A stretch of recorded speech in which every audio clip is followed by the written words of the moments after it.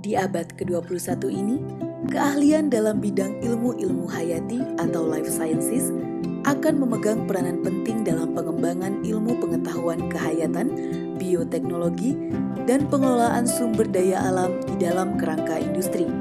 Dengan keanekaragaman hayati yang tinggi, Indonesia memiliki potensi besar untuk dikelola secara optimal. Sekolah Ilmu dan Teknologi Hayati atau SITH berkomitmen untuk menyiapkan sumber daya manusia yang mampu mengelola sumber daya hayati tersebut secara lestari dan berkelanjutan. Di dalam proses perkuliahan, mahasiswa dibimbing oleh dosen-dosen yang berkompeten di dalam kampus yang nyaman dan dengan fasilitas yang lengkap. Tidak hanya itu, dosen-dosen di SITH juga mengembangkan banyak riset berkualitas internasional dalam mendukung pemanfaatan sumber daya hayati dan bioindustri. Kegiatan kemahasiswaan pun tak kalah menariknya. Di himpunan mahasiswa SITH dan berbagai unit kegiatan di ITB, mahasiswa akan diperkenalkan dengan serunya mengembangkan bakat mereka di seni, olahraga, budaya, atau hanya untuk bersosialisasi dengan teman-teman. Sekolah Ilmu dan Teknologi Hayati atau SITH telah ada sebagai pusat pendidikan biologi di ITB sejak tahun 1948. Di dalam perjalanannya, biologi ITB mengalami berbagai proses, seperti misalnya saat ITB didirikan di tahun 1959, biologi menjadi bagian dari Departemen Ilmu Kimia dan Ilmu Hayati. Kemudian menjadi jurusan biologi FMIPA di tahun 1970-an dan menjadi Departemen Biologi di tahun 1990-an hingga tahun 2005. Pada tanggal 1 Januari 2006, resmi menjadi Sekolah Ilmu dan Teknologi Hayati atau SITH sebagai suatu sekolah di ITB yang setingkat dengan fakultas hingga kini. SITH kini mengelola 9 program studi yang terdiri atas 5 program studi sarjana, 3 program studi magister atau S2, dan 1 program studi doktor atau S3. Program sarjana biologi adalah yang terlama dan saat ini terbesar dalam hal jumlah student body. Program ini bertujuan untuk menghasilkan sarjana unggul yang menguasai prinsip pemersatu biologi, mampu menganalisis dan mengatasi permasalahan ilmu kehayatan dengan pemikiran dan pendekatan terkini, serta mampu bersaing, mengembangkan diri, dan menyesuaikan diri terhadap kemajuan iptek dan perkembangan masyarakat. Pendekatan pembelajaran pada program studi biologi SITH didasarkan pada perkembangan ilmu biologi yang cenderung mengarah pada tingkat molekuler di satu sisi dan pada tingkat biosfer di sisi yang lain.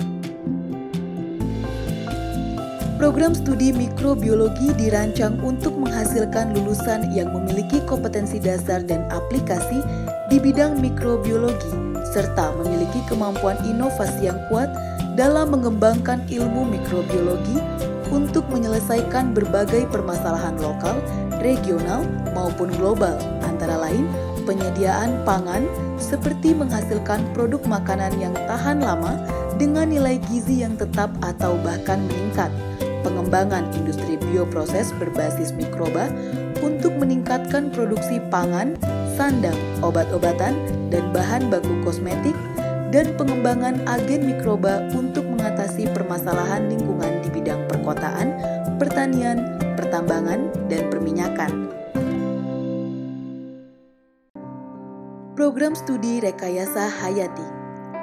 Program Studi Rekayasa Hayati atau Bioengineering dikembangkan untuk menjawab tantangan pengelolaan sumber daya hayati di Indonesia melalui kontribusinya menghasilkan sumber daya manusia dengan kompetensi khusus dalam perekayasaan berbasis sistem hayati. Pendidikan di program studi rekayasa hayati dirancang untuk menghasilkan lulusan yang memiliki pemahaman dasar-dasar pengetahuan teknik dan ilmu kehayatan serta memiliki kemampuan mengaplikasikan teknologi dalam industri berbasis bioproses. Program studi rekayasa kehutanan atau forestry engineering mengadopsi pendekatan interdisiplin yang mengkombinasikan keilmuan kehutanan dan rekayasa untuk menghasilkan perekayasa atau engineer yang memiliki kemampuan utama dalam menjaga kelestarian hutan, memanipulasi hutan untuk pemanfaatan berkelanjutan, dan membangun hutan-hutan baru. Program studi rekayasa pertanian atau agriculture engineering mengadopsi pendekatan interdisiplin yang mengkombinasikan keilmuan pertanian dan rekayasa untuk menghasilkan perekayasa atau engineer yang mampu menggunakan prinsip-prinsip rekayasa berbasis biosistem untuk merancang sistem produksi biomasa pertanian yang efisien secara biologis dan ekonomis pada berbagai kondisi lahan dan iklim.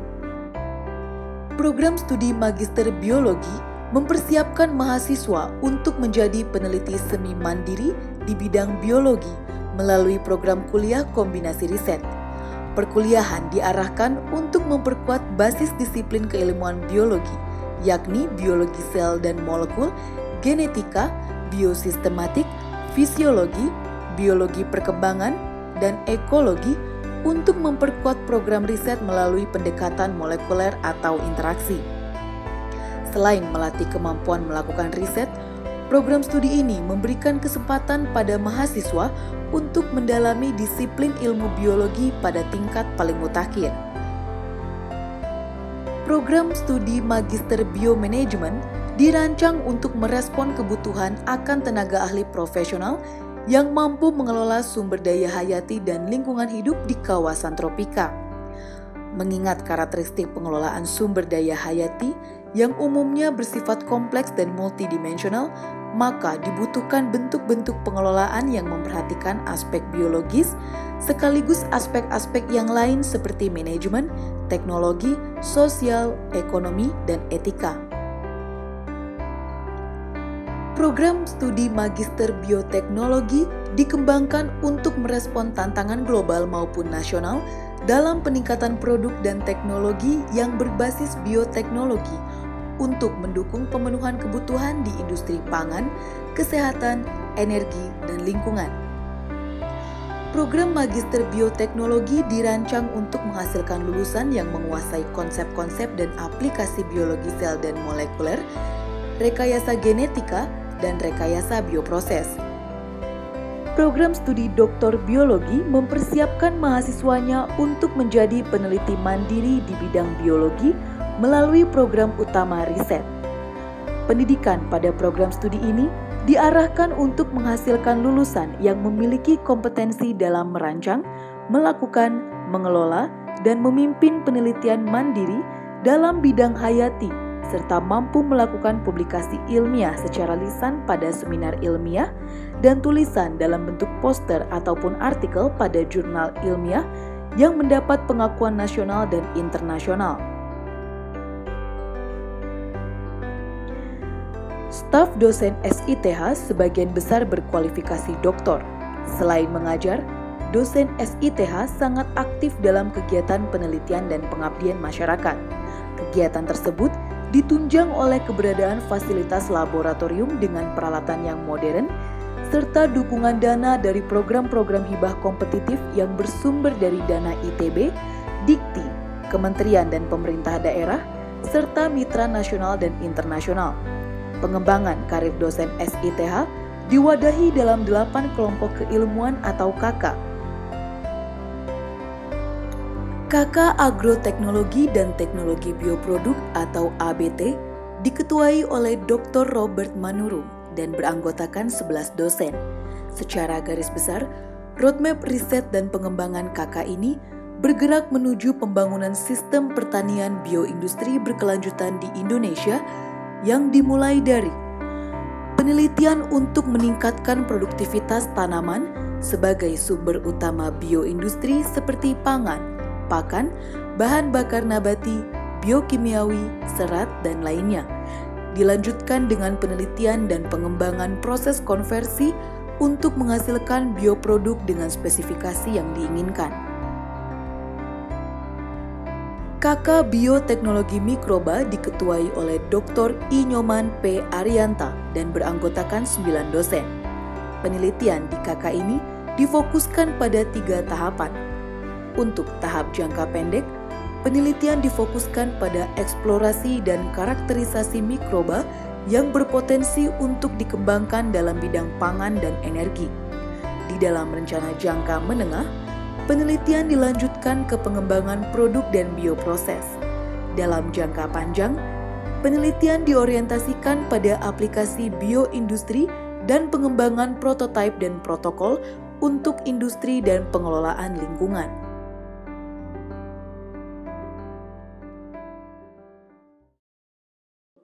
KK Ekologi diketuai oleh Profesor Joko T. Iskandar dan beranggotakan 9 dosen.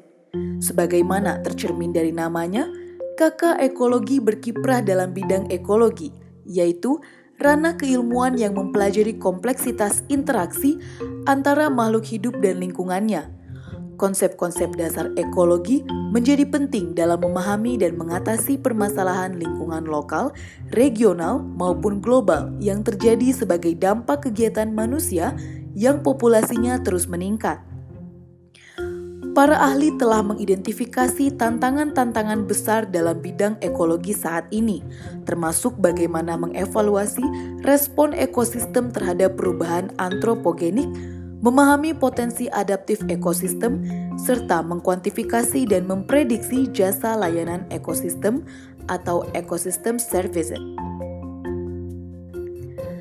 KK Fisiologi, Perkembangan Hewan dan Sains Biomedika atau FBPSB diketuai oleh Dr. Chandra Anggraini dan beranggotakan 9 dosen.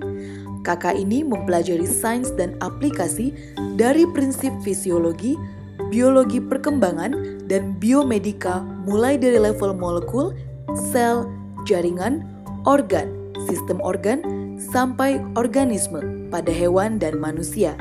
Karena itu, anggota KK FBPSB mempunyai keragaman bidang keahlian.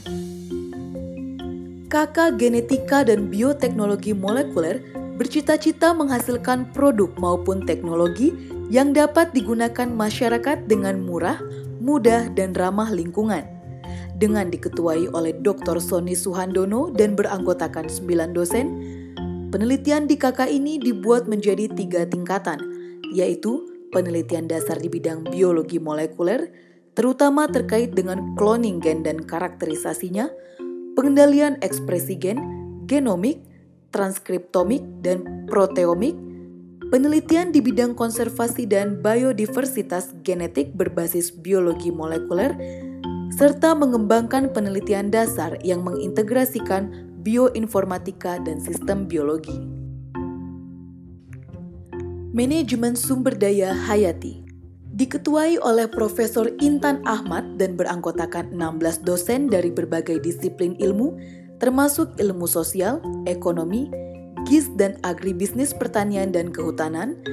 KK Manajemen Sumber Daya Hayati mengangkat tema pengembangan sumber daya hayati secara berkelanjutan dan terintegrasi dan membagi rencana besar penelitian ke dalam 3 kelompok penelitian, yaitu pemanfaatan dan konservasi sumber daya hayati, manajemen pertanian terpadu, dan manajemen pasar terpadu. Ketiga hal tadi pada prinsipnya bertujuan untuk mengangkat potensi sumber daya alam dan manusia secara optimal demi membangun kemandirian dan kesejahteraan masyarakat.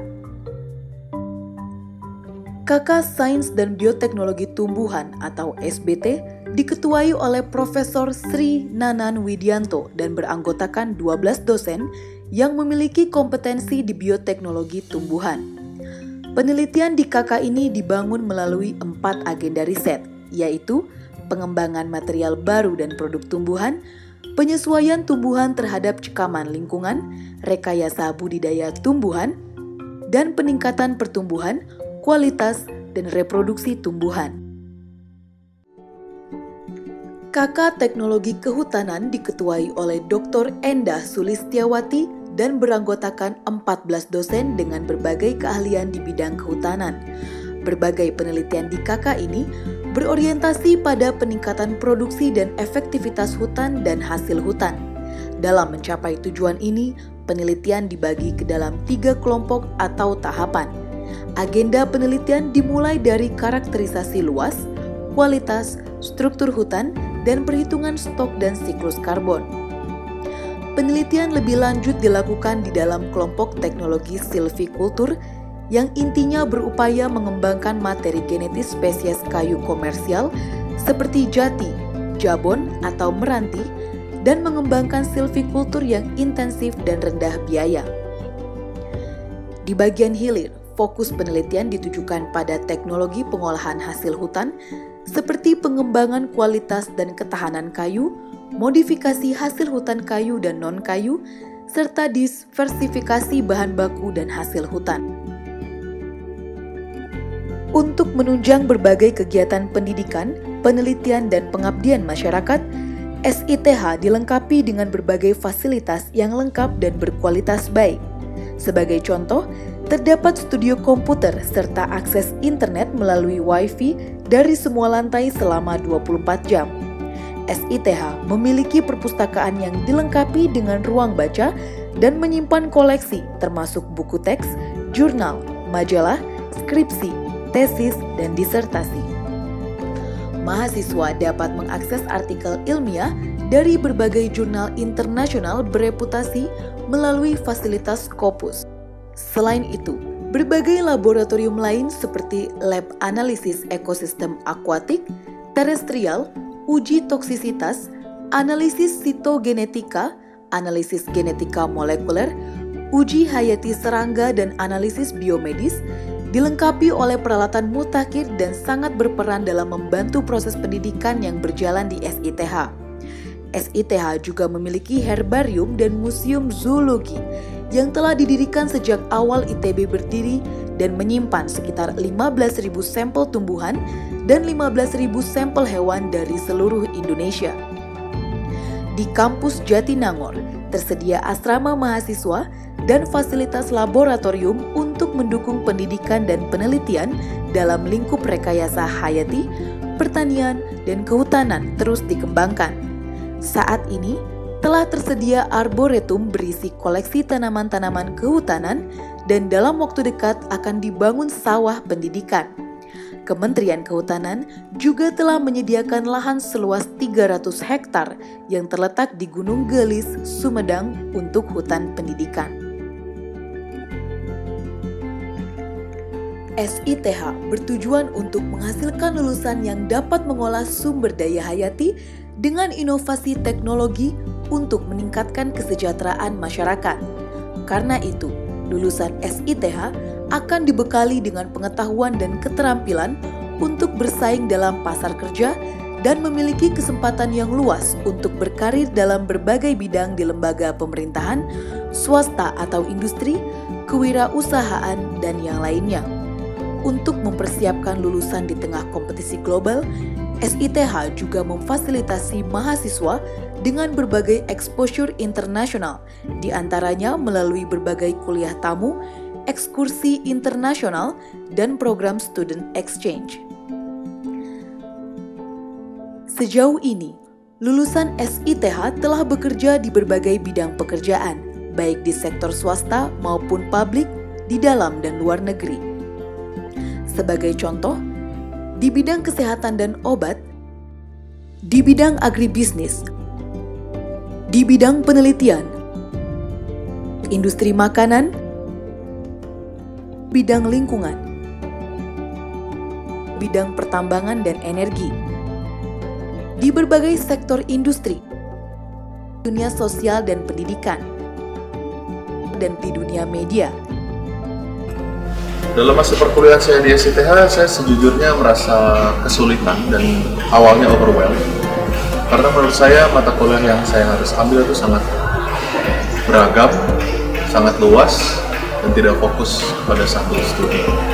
Namun setelah saya lulus dan berada di dunia kerja, saya merasakan bahwa SITH memberikan sudut lain daripada teman-teman yang saya jumpai dari kampus-kampus lain.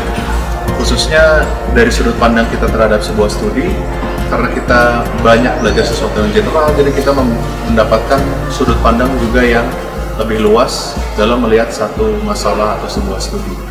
Dan ini tergambarkan juga dalam pekerjaan saya, di mana saya tidak hanya belajar untuk melihat dari sisi ekologis, tapi juga dari sisi genetis, struktur populasinya, dan juga habitatnya. Dan ini yang banyak saya dapatkan dari SITH. Dan menurut saya ini salah satu keunggulan yang dimiliki dari SITH, bahwa in the end kita bisa melihat sebuah permasalahan atau melakukan sebuah studi dari sudut pandang yang luas, menjadikan studi tersebut lebih komprehensif.